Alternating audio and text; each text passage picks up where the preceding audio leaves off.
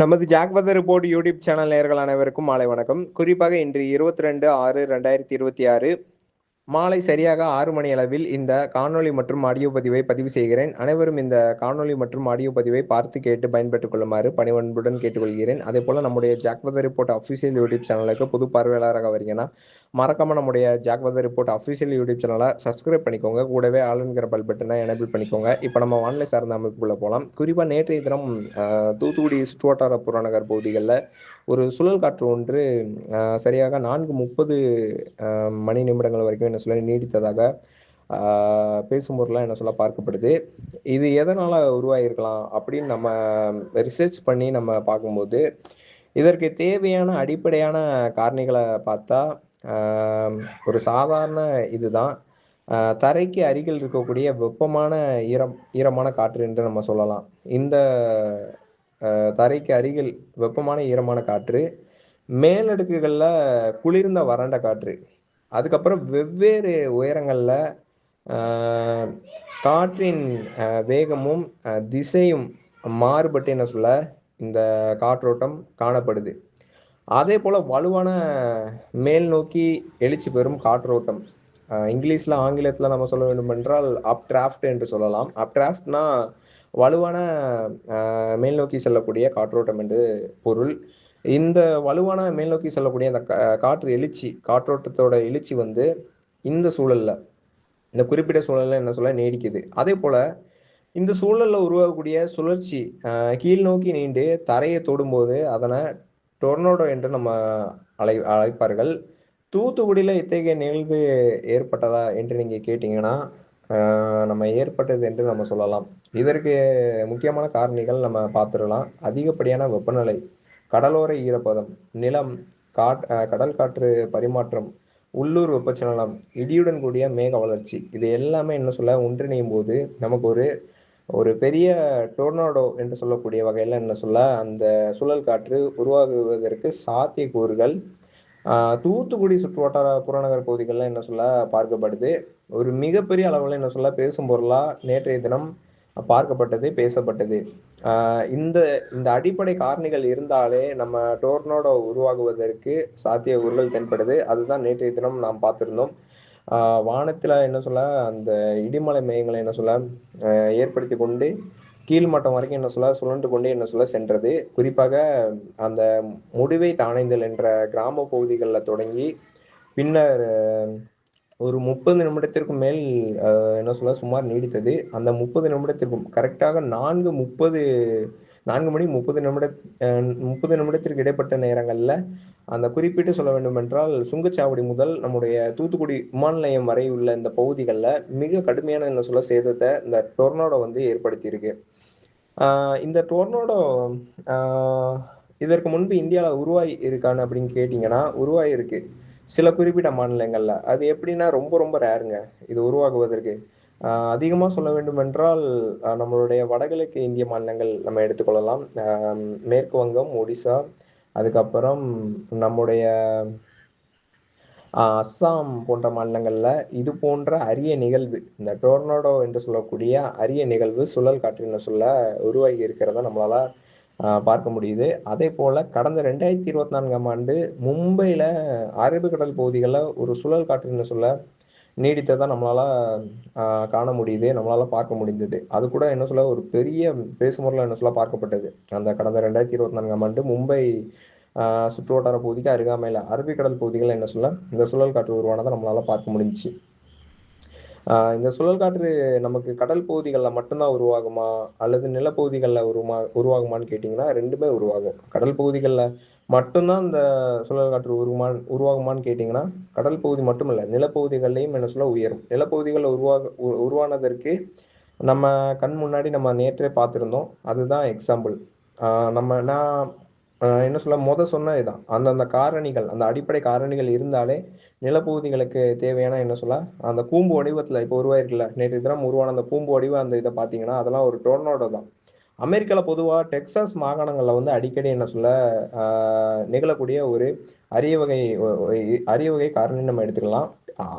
அமெரிக்காவில் டெக்சாஸ் மாகாணங்கள் அடிக்கடி நிகழக்கூடிய ஒரு காரணியா என்ன சொல்ல பார்க்கப்படுது. அந்த பகுதிகளில் எப்படின்னா, மெக்சிகோ அருகாமையில் இருக்கக்கூடிய ஒரு வறண்ட ஈரப்பத உள்ள வெப்பநிலை வெப்ப காற்றும், அதற்கு அருகாமையில் இருக்கக்கூடிய நீராவி காற்றும், ப்ளஸ் அதுக்கப்புறம் அங்கே சுற்றி இருக்கக்கூடிய அந்த மலைகளுக்கு அருகாமையில் இருந்து வீசக்கூடிய அந்த காற்றுகளும் என்ன சொல்ல சந்திப்பை ஏற்படுத்தி கொண்டு ஒரு மிகப்பெரிய அளவில் என்ன சொல்ல இந்த டொர்னோடோக்கெல்லாம் அதிகமாக ஏற்படுத்துது. என்ன சொல்ல அதிகமாக அந்த இடிமலை மேகங்களை ஏற்படுத்தி அந்த பகுதிகள் என்ன சொல்ல ஒரு சுழலை ஏற்படுத்துது. அந்த சுழல் வந்து அதிகமாக என்ன சொல்ல சுழன்றி அடிக்க அடிக்க அடிக்க அதோட தீவிரம் வந்து என்ன சொல்ல பெரிதளவில் என்ன சொல்ல ஏற்படுது. அங்க பொதுவாக குறிப்பிட்டு சொல்ல வேண்டும் என்றால் அந்த மார்ச், ஏப்ரல், மே, ஜூன் இந்த 4 மாதங்கள், இந்த குறிப்பிட்டு சொல்ல வேண்டுமானால் ஏப்ரல், மே, ஜூன் இந்த குறிப்பிட்ட மாதங்கள்ல அதிகமா என்ன சொல்ல டொர்னோடோக்கள் உருவாகக்கூடிய இடமாக அந்த டெக்சாஸ் மாகாணம் பார்க்கப்படுது.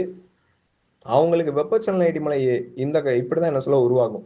பொதுவா அந்த சுழல் காற்றுகள் என்று சொல்லக்கூடிய அந்த டொர்னோடோக்கள் உருவான பின்னர் தான் அங்க வந்து தண்டர்ஸ்டார்ம் ரெயின்ஃபால் வந்து என்ன சொல்ல ஆக்டிவ் ஆகும். அதன் பின்னர் என்ன சொல்ல மழைப்பொழிவின் தீவிரம் மேலும் அதிகரிக்கக்கூடும். ஒரு வெப்பச்சலன இடிமலைக்கு அங்க உருவாகக்கூடிய ஃபர்ஸ்ட் இதே சிஸ்டம் தான். அந்த டொர்னோடோக்கள் நிலப்பகுதிகளில் உருவாகி கடும் சேதத்தை ஏற்படுத்திய பின்னர் தான் என்ன சொல்ல மழைப்பொழிவுகளை அதிகமா என்ன சொல்ல ஏற்படுத்தும். அங்க அடிக்கடி என்ன சொல்ல நிகழக்கூடிய புவியியல் ரீதியா அந்த பகுதிகளில் அது போன்ற கால காரணிகள் தான் என்ன சொல்ல நிகழ்ந்து வருது. நம்ம இந்திய பகுதியை கம்பேர் பண்ணும்போது நான் என்ன சொல்ல அமெரிக்கா பகுதிகளில் மிக சுலபமா என்ன சொல்ல அந்த பகுதிகளில் அடிக்கடி ஏற்படக்கூடிய ஒரு என்ன சொல்ல நிகழ்வா என்ன சொல்ல பார்க்கப்படுது அந்த டொர்னடோ நிகழ்வு. அதனால அமெரிக்கா போன்ற மாகாணங்கள்ல அடிக்கடி இந்த டொர்னடோக்கெல்லாம் நம்ம அதிகமா நம்ம பார்க்கலாம். நியூஸ் சேனல்களை நம்ம கேட்போம். நம்ம இதுக்கு முன்னாடி நம்ம கேட்டிருக்கிறோம். அதனால முடிஞ்ச வரைக்கும் இந்த சுழல் காற்றுகள் அமெரிக்கால அதிகமா உருவாகுவதற்கு காரணம் இதுதான். நான் சொன்ன அந்த காரணி பதிவுகள் தான். அங்க இருக்கக்கூடிய அந்த மெக்சிகோ பகுதிகளில் இருந்து வீசக்கூடிய வெப்பமான ஈரப்பதமுள்ள அந்த காற்றும், வெப்பமான ஈரப்பதமுள்ள காற்றும் பிளஸ் அதுக்கப்புறம் குளிர்ந்த நீராவி காற்று, ஒரு உலர்காற்று என்று சொல்லலாம். உலர்காற்று பிளஸ் அதுக்கப்புறம் மலை பகுதிகளில் இருந்து வீசக்கூடிய அந்த காற்றுகள், 3 காற்றுகளும் சந்திப்பை ஏற்படுத்துறதுனால அங்கே இடிமலை மையங்களை ஏற்படுத்தி கொண்டு ஒரு மிகப்பெரிய சுழல்ல என்ன சொல்ல உருவாகி அந்த பகுதிகளில் கடுமையான சேதத்தை ஏற்படுத்தி பின்னர் இடிமலை பொழிவுகளை என்ன சொல்ல ஏற்படுத்துது. அமெரிக்காவில் இது போன்ற சர்வசாதாரணமாக நடக்கக்கூடிய ஒரு நிகழ்வாக தான் என்ன சொல்ல பார்க்கப்படுது அந்த டொர்னாடோ நிகழ்வு. இப்போ தூத்துக்குடியில் இது வந்து நம்ம இந்தியாவில் வந்து ரொம்ப ரொம்ப ரேரான பிளேஸில் தான் என்ன சொல்ல இது போன்ற அரிய நிகழ்வுலாம் என்ன சொல்ல பார்க்கப்படுது, கேட்கப்படுது. நேற்றைய தினம் உருவான அந்த டொர்னாடோ நிகழ்வு கூட ஒரு அரிதிலும் அரிதான நிகழ்வு தான். இது போன்ற நிகழ்வுலாம் உருவாகுவது ரொம்ப என்ன சொல்ல மிகவும் அரிதிலும் அரிது. நம்ம பகுதிகளில் தென்கோடி பகுதி, அதுவும் தமிழகத்தில் தென்கோடி பகுதியான தூத்துக்குடி பகுதிகளில் உருவாகி இருப்பது ஒரு மிகப்பெரிய என்ன சொல்ல அரிய நிகழ்வாக பார்க்கப்படுது. அதனால இது வரும் காலங்களில் இதை விட மிக பிரம்மாண்டமான என்ன சொல்ல சுழல் காற்றுகளை நம்ம பார்க்க தான் போகிறோம். அதனால முடிந்த வரைக்கும் இந்த சுழல் காற்று வீசும்போது அதிகமாக நீங்கள் என்னென்ன பண்ணணும்னா மேக்ஸிமம் நீங்கள் என்ன சொல்ல தவிர்க்கக்கூடிய விஷயங்கள் என்னன்னா அதை மேக்ஸிமம் நீங்கள் என்ன சொல்ல வீடியோ பதிவை நீங்கள் எடுக்க வேண்டாம். வீடியோ பதிவை நீங்கள் அந்த டைம் அது ரொம்ப அருகாமையில் இருக்கும் பட்சத்தில் நீங்கள் வீடியோ பதிவை கொஞ்சம் தொலைவில் இருந்து எடுப்பது ரொம்ப ரொம்ப நல்லது. அதே போல் அந்த சுழல் காற்றுக்கு அருகாமையில நம்ம நிற்பது நம்ம தவிர்க்கணும். ஏன்னா சுழல் காற்று சுழன்று அடிக்கும் போது ஒரு குறிப்பிட்ட மீட்டர் அளவுக்கு என்ன சொல்ல ஒரு குறிப்பிட்ட ஒரு டிஸ்டன்ஸ் அளவுக்கு என்ன சொல்ல தூக்கி வீசப்படும். அது எந்த ஒரு பொருளாக இருக்கட்டும். அது வந்து எக்ஸாம்பிளுக்கு நம்ம வந்து இப்போ ஒரு உயிரினத்தை நம்ம எடுத்துக்கலாம். ஒரு ஆடோ மாடுகளோ பசுமாடோ ஏதோ ஒரு உயிரினம் வந்து அந்த சுழல் காற்றுக்கு அருகாமையில் இருக்கும் பட்சத்தில் அதாவது சுழல் காற்று சுழன்று அடிக்கும் போது அது நம்மளை சுற்றி என்ன சொல்ல நம்மளை ஈர்க்கும். நம்மளை ஈர்த்து நம்மளை என்ன சொல்ல ஒரு குறிப்பிட்ட என்ன சொல்ல ஒரு மீட்டர் அளவுக்கு என்ன சொல்ல நம்மளை தூக்கி வீசப்படும். அதனால மேக்சிமம் நீங்கள் அந்த டைம்ல கொஞ்சம் சேஃப்டியா இருங்க. அது மாதிரி மரங்களுக்கு அருகாமையில் நீங்கள் நிற்க வேண்டாம். அதே போல் கார்களில் இருந்தீங்கன்னா கார்களில் இருக்கிறத அவாய்ட் பண்ணிக்கோங்க. அதே போல் மேக்சிமம் வீடியோ பதிவுகளை நீங்கள் எடுப்பது நீங்கள் தவிர்க்குமாறு நான் கேட்டுக்கொள்கிறேன். மேலும் அந்த மின் ஒயர்கள், மரங்கள், என்ன சொல்ல வீடு பகுதிகளில் இருந்தீங்கன்னா கொஞ்சம் அது போன்ற சூழல் அந்த சுழல் காற்று அந்த சூழல் ஏற்படும் பட்சத்தில் அந்த பகுதிகளிலிருந்து வெளியேறுவது மிகவும் நல்லது. மேலும் இந்த சுழல் காற்றுக்கும் இந்த எல்நினோவிற்கும் சம்பந்தம் இருக்கிறதா என்று கேட்டால் நம்ம உறுதிப்பட நம்ம சொல்லலாம். ஏன்னா நமக்கு பசிபிக் பெருங்கடல் பகுதிகளில் நமக்கு எல்நினோ தாக்கம் வந்து என்ன சொல்ல படிப்படியா அதிகரிக்க தொடங்கி இருக்கு. அதோட விளைவுனால கூட இந்த சுழல் காற்றுகள் உருவாகி இருக்கலாம் என்று எனது கணிப்புப்படி நான் சொல்லுகிறேன்.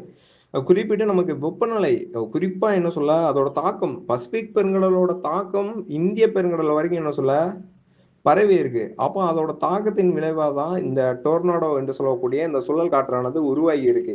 இதை நீங்க டெம்பரேச்சர் அடிப்படையிலே நீங்க எடுத்துக்கொள்ளலாம். இப்போ நம்ம ரெண்டு விதமா நம்ம பிரிச்சுக்கலாங்க.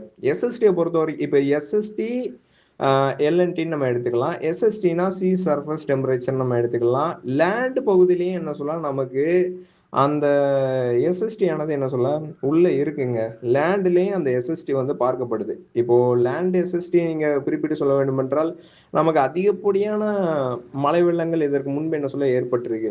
அதற்கு காரணம் இப்போ நான் கடந்த முறை நான் என்ன சொல்ல நான் ரிசர்ச் பண்ணும்போது என்ன சொல்ல இந்த எஸ்எஸ்டியை பத்தி நான் அனலைஸ் பண்ணிட்டு இருந்தேன். இந்த எஸ்எஸ்டி வந்து அந்த குறிப்பிட்ட பகுதிகளில் மட்டும்தான் நீடிக்குதா அல்லது அந்த எஸ்எஸ்டி வந்து நகர்வதை என்ன சொல்ல நகர்கின்றதா அப்படின்னு ஒரு ரிசர்ச் பண்ணும்போது அந்த எஸ்எஸ்டி வந்து துல்லியமா என்ன சொல்ல கணக்கிடப்படுது. நான் என்ன சொல்ல நான் இதற்கு முன்பு நான் பார்த்ததை விட அந்த எஸ்எஸ்டியோட துல்லியமான தகவல் எக்ஸாக்டா சொல்லணும்னா அந்த துல்லியமான தகவல் அந்த துல்லியமான அந்த எஸ்எஸ்டி வந்து மூவ் ஆன் ஆகுது. மூவ் ஆகிக்கிட்டே இருக்கு. இப்போ அந்த குறிப்பிட்ட பகுதிகளில் மட்டும்தான் நம்ம நிக்குது. அந்த பகுதிகளில் நமக்கு வந்து இப்போ சிஸ்டம் நமக்கு அந்த பகுதிகளை வரும்போது மட்டும்தான் தீவிரமா இருக்கு. மற்ற அந்த எஸ்எஸ்டி பகுதிகளுக்கு அருகாமையில இல்லாதப்போ அந்த சிஸ்டம் வலுவிழக்குது அப்படின்னு நம்ம எல்லாருமே சொல்றாங்க. ஆனா அது அப்படி இல்லை. நிலப்பகுதிகளுக்கும் மேல என்ன சொல்ல அந்த எஸ்எஸ்டியோட தாக்கம் இருக்கின்றது. நிலப்பகுதிகளுக்கு மேலேயும் என்ன சொல்ல அந்த எஸ்எஸ்டி இப்போ கடந்த 2025ஆம் ஆண்டு தித்துவா புயல் நீங்க உங்களுக்கு நான் சொல்றேன். அந்த தித்துவா புயல் வந்து கடல் பகுதிகளில் இருந்து நிலப்பகுதிகளுக்கு முன்னேறும் போது அது வலுவிழந்திருக்கணும். ஆனா அது வலுவிழக்காம எதிர்மறையாக என்ன சொல்ல தீவிரம் அடைஞ்சிருக்கு. அப்போ அது என்ன அந்த பகுதிகளில் என்ன இருந்திருக்கு அதை நான் ரிசர்ச் பண்ணி பார்க்கும் போது தான் அந்த பகுதிகளில் எஸ்எஸ்டி இருந்திருக்கு. லேண்ட்லேயும் நம்ம எஸ்எஸ்டி என்ன சொல்ல பரவி இருக்கு. அப்போ குறிப்பிட்டு அந்த ஒரு புயல் சின்னம் தித்துவ புயல் சின்னம் தீவிரமடைவதற்கு காரணமா அந்த எஸ்எஸ்டி வந்து நிலப்பகுதிகளையும் இருக்கின்றதுனால தான் தீவிரமடைஞ்சு ஒட்டுமொத்த இலங்கையையும் என்ன சொல்ல ஒரு மிகப்பெரிய சேதாரத்துக்குள்ள என்ன சொல்ல உருவாக்கி இருக்கு. இது வந்து இந்த என்ன சொல்ல கடந்த 2025ஆம் ஆண்டு மட்டுமல்ல நமக்கு 2015ஆம் ஆண்டும் என்ன சொல்ல இது போன்ற சூழ்நிலைகள் தான் என்ன சொல்ல ஏற்பட்டிருக்கு. குறிப்பா நமக்கு சென்னை போன்ற பெரும் நகரங்கள் பாதிக்கப்படுவதற்கு காரணம் இந்த எஸ்எஸ்டி தான். இந்த எஸ்எஸ்டினால இந்த டெம்பரேச்சர் எங்கெங்கெல்லாம் இருக்கோ அந்த பகுதிகளில் அதிகப்படியான என்ன சொல்ல ரெயின்ஃபாலை கொட்டிடுது. கொட்டுறதுனால அதிகப்படியான பாதிப்புகள் என்ன சொல்ல நம்ம தான் சந்திக்கிறோம். அதனால மேக்சிமம் இந்த டெம்பரேச்சருக்கும் இந்த சுழல் காற்றுக்கும் சம்பந்தம் இருக்கிறது.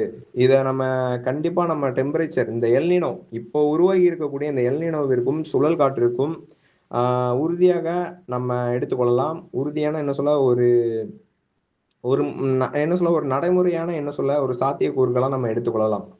இப்போ இந்த பயணிக்கக்கூடிய இந்த எல்னினோ தாக்கத்தினால இனி வரும் காலங்களில் இதை விட நம்ம மிக பிரம்மாண்டமான என்ன சொல்ல சுழல் காற்றுகளை நம்ம எதிர்கொள்ள போறோம். அதனால முடிந்த வரைக்கும் உங்க நண்பர்கள் அண்டு உறவினர்களுக்கு கண்டிப்பா முடிஞ்ச வரைக்கும் இந்த வீடியோ பதிவுகளை ஷேர் பண்ணுங்க.